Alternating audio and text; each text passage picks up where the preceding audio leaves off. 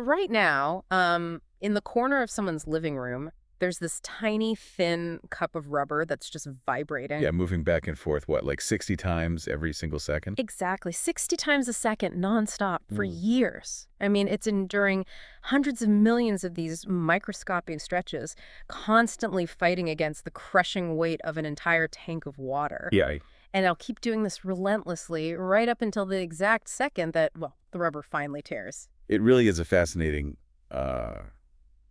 microscopic landscape of wear and tear. It is. And welcome to the deep dive, everyone. Today, we're looking at the life cycle of the tools we rely on and, the reality of what it actually takes to maintain the artificial environments we build in our homes. Yeah. And if you look at the backdrop behind me today, you'll actually see a schematic of aquatic machinery. It's glowing like a blueprint. Oh, that looks awesome. Thanks. I set it up because our source material today is this highly relatable and honestly pretty humorous blog post from a veteran hobbyist named Ang. Right. It's part 256 in a series, I think. Exactly. Yeah. Our 256 of Notes on Fishkeeping. And it's simply titled, The Lifespan of Our First Air Pump. Which is such a great starting point because we have all these mechanical ecosystems in our houses, right? Like the plumbing, the HVAC, our computer setups. Oh, yeah. And we usually only think about them when something dramatically bursts or shorts out. Yeah? But Eng's post is this perfect focal point because it zooms in on the quiet, everyday degradation of just a single utilitarian tool. Right. Because this isn't just a story about tropical fish. It is a case study in how you and I interact with machinery over time. Yeah. It traces a complete arc, from the emotional attachment we form with our first piece of gear to the unseen physics that are literally tearing that gear apart. And then eventually to the somewhat paranoid ways we try to outsmart that inevitable decay. Exactly. Okay, let's unpack this because the core of this deep dive really starts with a passing. A technological passing, yeah. Right. A little piece of equipment has finally given out. Eng writes that their battle-tested air pump, which they bought like many moons ago when they first got back into the fish-keeping hobby, has finally reached the end of its life. Yeah, and reading the post, you can really feel the emotional weight attached to this little plastic box. You really can. Eng specifically remembers buying their first tank and picking up this exact pump as an accessory alongside it. It's an interesting phenomenon, honestly, because an air pump is arguably the least glamorous part of an aquarium. Oh, for sure. I mean, it's not a beautiful shimmering fish, and it's not some piece of exotic driftwood. It is literally just a beige or black plastic brick that sits there and makes a humming noise. Right, but Eng writes about it with this distinct sense of respect. They do. It made me think about my own life. It's like losing your first car, even if it was a total clunker. Oh, absolutely. Or like finally throwing away that slightly bent kitchen knife you bought for your very first apartment. It's just a tool, but it feels like something more. So why does the first piece of gear we buy for a new hobby carry so much emotional weight, even when it's entirely basic and utilitarian? Well, if we connect this to the bigger picture, it's because that first tool represents a psychological threshold. Okay, how so? Think about the timeline. Before you walk up to the register with that air pump, you are someone who is merely interested in the idea of keeping fish. Right, you're just browsing. Exactly. But the moment you purchase it, money has changed hands. You have crossed the threshold. You are now officially a fish keeper. Oh, I see. So it's the physical manifestation of your commitment. Precisely. That specific object becomes an anchor point in your memory. Ang mentions it has been running for many moons. To Ang, this isn't just a machine that pushes air. It is a literal timeline of their progression in the hobby. Wow. Yeah, it was there during the beginner's excitement. It survived the early mistakes. The steep learning curve, yeah. Right. It ran constantly during that learning curve, and it stood by as the hobby grew. So when that specific anchor finally gives way, it forces you to acknowledge the passage of time. You aren't a beginner anymore. You've essentially aged alongside the machine. That makes a lot of sense. And it also forces a veteran hobbyist to reflect on the sheer physical reality of what that little machine has actually been doing all those years to earn that battle-tested title. Right, because while the sentimental value is high, the mechanical reality of what happened inside that box is just relentless physics. Completely relentless. And here's where it gets really interesting for me, because Ang actually explains the underlying mechanics of the pump that just died. And when I read it, I realized my mental model of this technology was just completely wrong. Oh, really? What did you think it was doing? Well, if you had asked me yesterday how an aquarium air pump worked, I would have confidently told you there's a tiny little fan inside the plastic box, and it just spins really fast to blow air down a tube. Right, like a tiny hairdryer. Exactly. But that is not it at all. No, not at all. A rotary fan wouldn't be able to generate the kind of focus pressure needed for this specific job. Okay. Instead, Ang explains that this standard air pump uses an electromagnetic motor to vibrate a rubber diaphragm. Yeah, and I was trying to visualize this. So it's not a fan, and it's not like a bicycle pump where you have a piston manually plunging down a cylinder either. Nope. The best analogy I could come up with is a stereo speaker. Oh, that's a good one. Like, if you take the cover off a big subwoofer and watch it play heavy bass, the cone is physically punching outward and snapping back in over and over, pushing the air to make sound. That is a phenomenal analogy. It actually relies on the exact same principles of electromagnetism. Oh, really? Yeah. Inside the pump, you have an electromagnet that is receiving alternating current from your wall outlet. Yeah. Because it's alternating current, the magnetic field is constantly turning on and off, reversing its polarity. Okay, so the magnet is pulling and pushing. Right. And sitting right next to that electromagnet is a permanent magnet attached to a little mechanical lever, which is called an armature. Got it. So as the electrical magnet flips its polarity dozens of times a second, the lever gets violently pulled toward it, then violently pushed away. Pull, push, pull, push. And the end of that lever is physically attached to that thin, flexible cup of rubber we talked about, the diaphragm. Exactly. So as the lever vibrates, the rubber cup gets stretched out to pull air in through a one-way valve and then immediately squished flat to force that air out through the nozzle, over and over again. What's fascinating here is the sheer mathematical scale of that movement. Yeah, let's talk about that. Well, in North America, our electrical grid runs at 60 hertz. That means the alternating current flips 60 times a second. Right. So that rubber diaphragm is being stretched and squished 60 times every single second. Which is, that is over 3,000 times a minute. Which is over 5 million times a day. That is insane. And Ang notes, this pump has been running constantly for years. We are talking about billions of physical deformations of a single piece of organic rubber. When you lay the math out like that, I'm honestly amazed the thing didn't disintegrate on day 3. Right. It's incredibly durable. And Ang points out something else about this specific setup, too. This one pump wasn't just bubbling a single little air stone. Ang used it to run a mix of filters and ornaments across 1 or 2 tanks. Yeah, that's a heavy load. So this little rubber cup isn't just pushing air into an empty space. No, it is pushing against the water. This is a concept called hydrostatic pressure.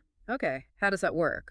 Well, you have a tube running from the pump out into the open air, over the edge of the glass, and then down to the bottom of the fish tank, right? Yeah. Water is heavy. For every inch you go down into that tank, the weight of the water pressing in on all sides of that tube increases. Ah, so the air is trying to get out of the tube at the bottom, but the water is essentially standing on top of the exit, blocking the door. Precisely. In order for a single bubble of air to form at the bottom of the tank and rise to the surface, the diaphragm in the pump has to push with enough force to physically lift the entire column of water sitting above the outlet. Wow. So those billions of vibrations aren't just empty movement. They are tiny, microscopic weightlifting reps. So it's no wonder the pump eventually died. Exactly. The failure wasn't a mysterious short circuit. It was the material reaching its absolute physical limit. The rubber just gives up. Yeah, rubber is made of long polymer chains. Under constant mechanical stress and the ambient heat of the electromagnet, those chemical bonds eventually break. Right. The rubber loses its elasticity, it becomes brittle, and it develops a microscopic tear. The second that tear happens, the seal is broken. The air escapes inside the plastic box instead of going down the tube. And the pressure drops to 0. Yep. The mechanical heart finally stops beating, which, leads to a quiet moment of grief and then, inevitably, maintenance. Always maintenance. But if the active mechanics of the pump are literally tearing themselves apart over time, what is happening to the passive parts of the system? Ang has a line in the post that completely shifted my perspective. Always line. They write, "Of course it isn't just the pump that ages." Ah, yes. It's a crucial observation that expands our whole definition of what maintenance is. Right, because Ang points out the clear airline tubing-like, the literal veins connecting the pump to the water eventually turns stiff and discolored. Yeah, the tubing just decays. The pump is actively working itself to death, but the tubing is just sitting there.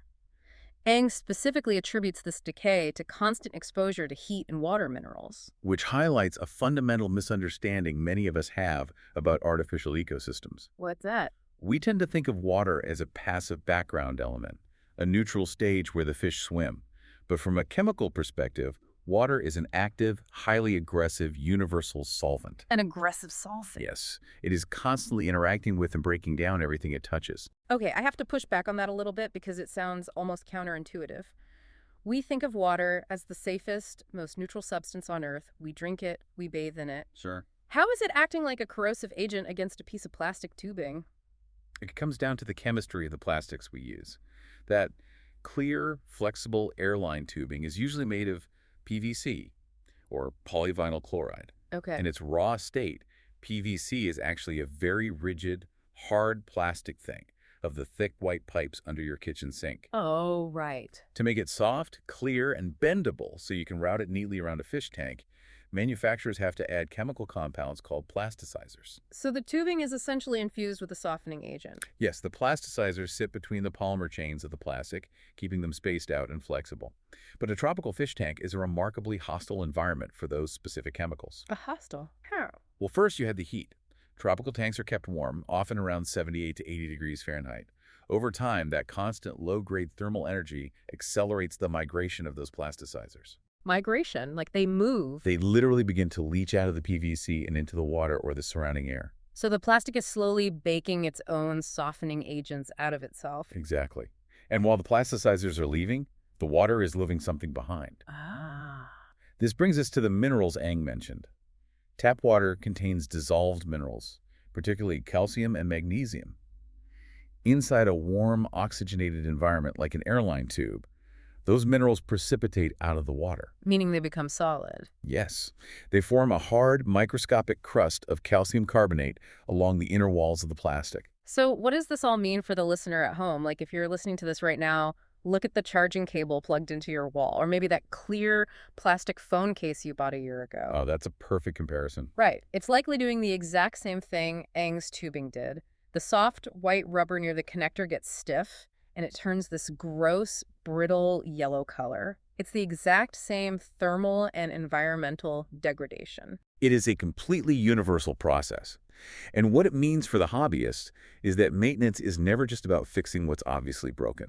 It's an ongoing battle. Exactly. Yeah. You aren't just waiting for the motor to tear its diaphragm. You are engaged in an ongoing battle against the environment itself. That crystal clear, soft tube you bought years ago turns into an opaque, rigid pipe. And if you try to pull it off a valve to clean it, it doesn't bend. It just snaps. You start out with this pristine, beautiful setup, and a few years later, you are essentially managing a triage center for decaying plastic. Yeah, that's a good way to put it. Which makes the next part of Aang's post incredibly relatable. If the environment is constantly destroying both your active machines and your passive infrastructure, how do you handle it? You overcompensate. Exactly, you build a hoard. Aang is writing part 256 of Notes on Fishkeeping. You do not survive to write 256 entries about maintaining a chaotic ecosystem without a contingency plan. Definitely not. So the old battle-tested pump dies. Aang doesn't panic. They immediately pull out a replacement that is ready to go. But Aang openly admits in the text that this replacement is already struggling. Right. Just by listening to the strained sound and feeling the weak airflow, Aang knows it's not going to last. The quote is, "It feels like it's on its last legs before it even starts." The understudy has been called to the stage, but the understudy is already sick. It's a moment of deep, weary realism that any hobbyist knows all too well. But the sick understudy is just the tip of the iceberg, because then Aang casually mentions their storeroom. The stash? The stash. Tucked away from many moons ago, they have a stash. 3 more pumps just sitting there waiting. And the specs on these backups are completely disproportionate to the beginner setup we were talking about earlier. Wildly disproportionate. 2 of them are heavy-duty models with 4 outlets each, and the last one is described as a massive unit that Aang notes could supply air for an entire fish room.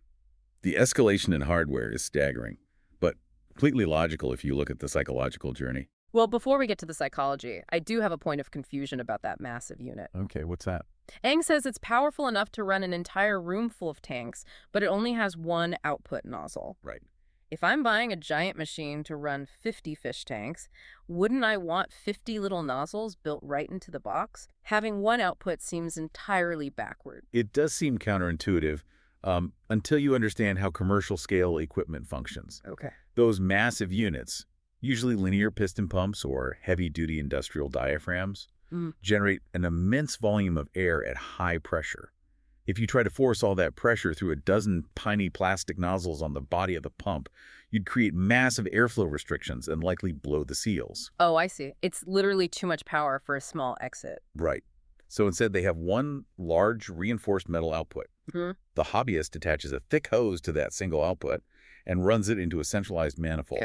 Yeah, a manifold is essentially a loop of rigid PVC pipe that you mount around the perimeter of your room. The pump pressurizes the entire loop of pipe. Then, the hobbyist physically drills holes into that PVC loop and screws in dozens of individual tiny metal valves wherever they need them. Wow. So you are literally building your own custom pneumatic grid for the room, tapping off a central main artery. Yes. That is incredibly hardcore. It's industrial infrastructure. Yeah. And this raises an important question about the evolution of the learner. How so? Think about the contrast here. The deep dive started with Aang's sentimental first pump. It was sized perfectly for a beginner, it was practical, bought out of necessity, and the pure excitement of starting a new hobby. It matched the reality of what they needed in that exact moment. But the massive unit in the storeroom, that manifold-ready industrial pump, wasn't bought for the reality of Aang's living room. No. It was bought for the potential of what Aang might one day build. Or, more likely, it was bought out of a deep-seated fear of catastrophic system failure. Yes. It's the psychology of preparedness. You experience failure, like the heartbreak of a diaphragm tearing, the panic of a tank losing oxygen, and you realize just how vulnerable you are. Exactly. So you try to buy your way out of that vulnerability. You think, if I just own the most powerful pump ever manufactured, the air will never stop. The hoard is an emotional buffer. It's a physical stockpile designed to insulate the hobbyist against the fundamental law of the universe. Yeah. That everything decays. I look at my own closet and, well, if you are listening, you probably have a drawer exactly like this. I have a plastic bin filled with tangled cables for technology that has been obsolete for a decade. We all do. Old, heavy power bricks, DVI cables, adapters for things I don't even own anymore. I keep them because, you never know. We are all Aang, standing in the storeroom, staring at our backups, seeking comfort in the stash. We want to believe that as long as we have backups, we are in control of the decay. This has been such a surprising journey from a single short blog post. We started with the nostalgic loss of a battle-tested tool, a physical marker of a hobbyist's timeline. Right. And then we went under the hood to visualize the staggering mechanics of an electromagnetic heartbeat, pushing a rubber diaphragm through billions of microscopic vibrations, fighting the literal weight of water. We examined the hidden chemical war, watching an active universal solvent strip the plasticizers out of our passive infrastructure, turning flexible tubes into rigid artifacts. And we ended in the storeroom, unpacking the psychology of the veteran hobbyist who builds an arsenal of industrial equipment just to feel safe from the inevitable breakdown of things. It's a brilliant, highly relatable look at the human relationship with maintenance. It is a very human story. But before we wrap up today, I want to leave you with one final thought to mull over, and it ties directly back to something we noticed in Aang's storeroom. Okay. Aang noted that the primary pump died of old age, of hard labor. But remember the immediate backup they plugged in today. The sick understudy, the one that sounded strained before it even started doing any real work. Exactly. Consider the life cycle of the backups we all keep in our own closets and storerooms. We've established that rubber degrades over time. Right.